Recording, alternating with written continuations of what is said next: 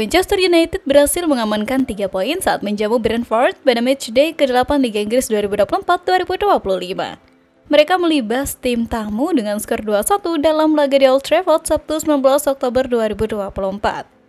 Sebelum terjadi gol nih, Manchester United tidak dalam kondisi lengkap karena Matthijs de Ligt diminta untuk keluar lapangan oleh wasit Samuel Barrott. Si pemain timnas Belanda dipaksa melangkah keluar arena pertandingan guna mendapatkan perawatan medis usai kepalanya berdarah. Kondisi tersebut membuat United hanya memiliki 10 pemain di atas lapangan saat menghadapi sepak pojok Brentford. Padahal nih, ketika de Ligt sedang menerima perawatan di sisi lapangan, tim tamu mencetak gol lewat situasi corner kick. Ketidakhadiran Sambek membuat Setan Merah kehilangan sosok tangguh untuk menghalau bola udara. Melihat gawang United kebobolan, de Ligt pun terlihat emosi. Ex-pemain Juventus itu membalikkan badan dan menendang bola untuk meluapkan rasa kesal.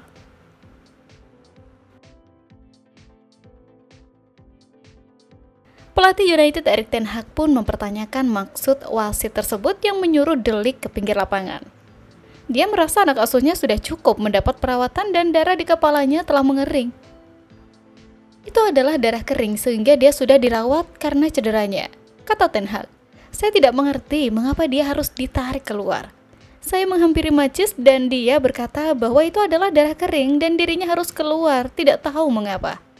Itu adalah momen sangat krusial karena Brentford sangat bagus dalam sepak pojok dan Anda kehilangan satu tukang sundul terbaik Anda, ujar sang nahkoda.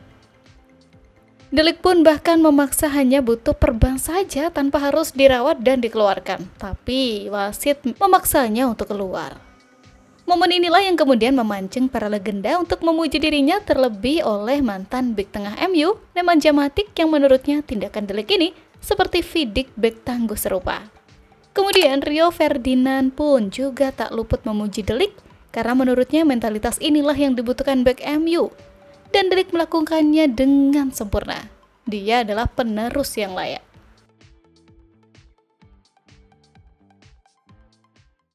Pemilik saham Manchester United, Sir Jim, dikabarkan sedang mempertimbangkan Zidane sebagai kandidat utama menggantikan Erik ten Hag. Mantan rekan setim Zidane di timnas Prancis, Emmanuel Petit menyatakan bahwa Sir Jim perlu memberikan jaminan terkait kebijakan transfer dan keamanan posisi Zidane jika ingin mendatangannya ke Old Trafford. Saya tidak yakin bahwa Zidane bisa berbahasa Inggris dengan baik.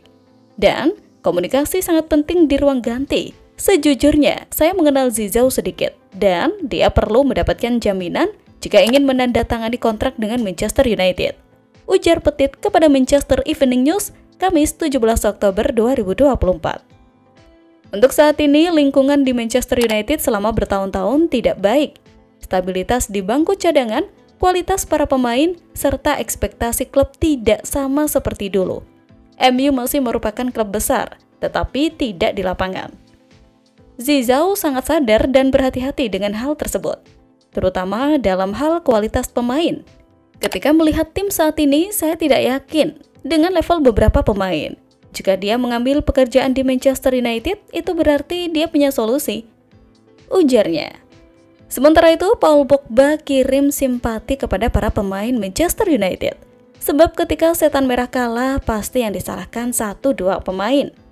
Paul Pogba mengungkapkan kisah hidupnya di Manchester United dalam wawancaranya dengan Sky Sport.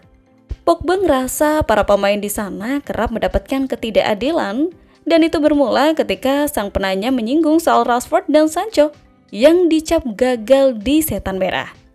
Kedua pemain itu kerap dikritik karena performanya. Paul Pogba paham Manchester United adalah tim besar dengan banyak penggemar di seluruh dunia. Tekanannya juga besar.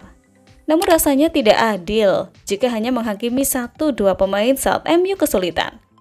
Itu pula yang Pogba pernah rasakan. Jadi gimana gengs? Apakah kalian setuju dengan Pogba?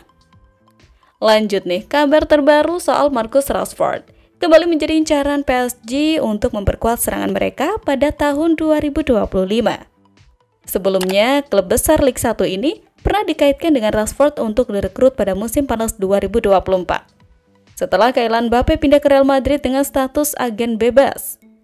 Berita terbaru dari Tim Talk mengindikasikan bahwa PSG masih memiliki ketertarikan terhadap Rashford dan berencana untuk mengejar tanda tangannya tahun depan. Meskipun statistiknya menunjukkan penurunan, ketertarikan PSG terhadap Rashford menunjukkan bahwa klub-klub besar masih melihat potensi dalam dirinya. Hal ini mencerminkan bahwa meskipun ada tantangan dalam performa, Rashford tetap dianggap sebagai aset berharga di dunia sepak bola. Duo Manchester United, Kobbie Mainoo dan Harry Maguire harus absen beberapa minggu karena masalah otot. Sementara Leny Yoro, kaki, dan Luke Shaw, betis, dan Tyrell Malacia, lutut, semuanya tetap absen karena mereka terus berlatih dan kembali dari cedera. Manuel Ugarte menjalani sesi pemulihan pada hari Kamis setelah tertatih-tatih karena masalah yang tidak dijelaskan saat bertugas internasional bersama Uruguay pada hari Selasa. Dan dia akan dinilai sebelum kick-off bersama dengan Mason Mount.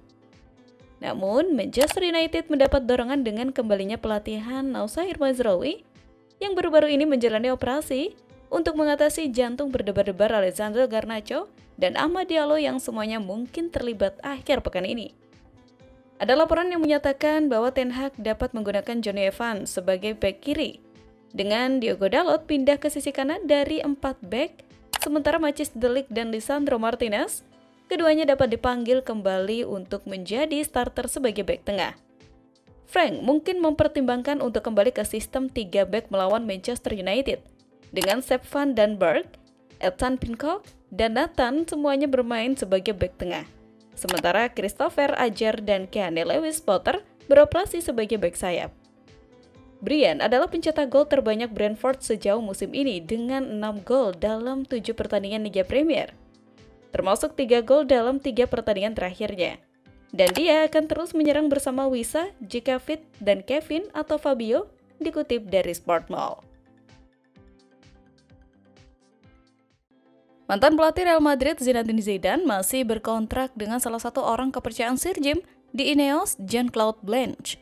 Keduanya disebut-sebut masih membahas tentang kemungkinan Zidane gabung ke Manchester United. Jean-Claude, CEO olahraga Ineos, terus menjaga jalur komunikasi dengan Zidane. Pelatih berkebangsaan Prancis itu menganggur sejak meninggalkan Real Madrid untuk kedua kalinya. MU adalah tipe klub yang bisa mengalihkan perhatian Zidane dan sedang mempertimbangkan apa yang harus dilakukan terhadap Erik ten Hag menyusul awal musim yang buruk. Blank terus melakukan pembicaraan dengan Zidane yang masih belum memutuskan apakah dia ingin kembali ke manajemen.